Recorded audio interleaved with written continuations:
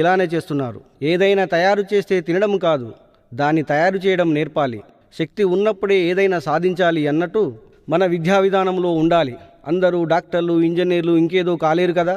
విద్యార్థులకు ప్రాథమిక దశ నుండే స్వయం ఉపాధి పనులైన బొమ్మలు, చెప్పులు, డిజైన్స్, కుట్టు పనులు, ఫుడ్ ప్రాసెసింగు, ఫుడ్ మేకింగు మొదలగునవి రోజుకు 1 గంటైనా నేర్పాలి. ఎంతసేపు ఇంపోర్టెడ్ వస్తువులే కాక దేశీయ వస్తువులు కూడా తయారు చేసుకొని వాడాలి. ఉదాహరణకు ఒక్క మాట, ఇక్కడ అమ్మాయి అబ్బాయి కలిసి త్రాగే జ్యూసు, మన దేశంలో అత్యధికంగా పండించే మామిడి పండ్ల రసం.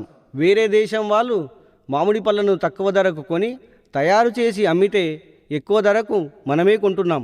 దీని మార్కెట్ విలువ తెలియంది కాదు. అంటే మన వనరే కదా, తయారు చేసుకోలేమా? చివరగా ఒక్క మాట, విద్యార్థులారా, 100 ఎకరాల పొలాన్ని 10 ట్రాక్టర్లు పెట్టి ఒకే రోజు దున్ని పంట వేయవచ్చు. కానీ 100 పేజీలున్న ఒక బుక్కుని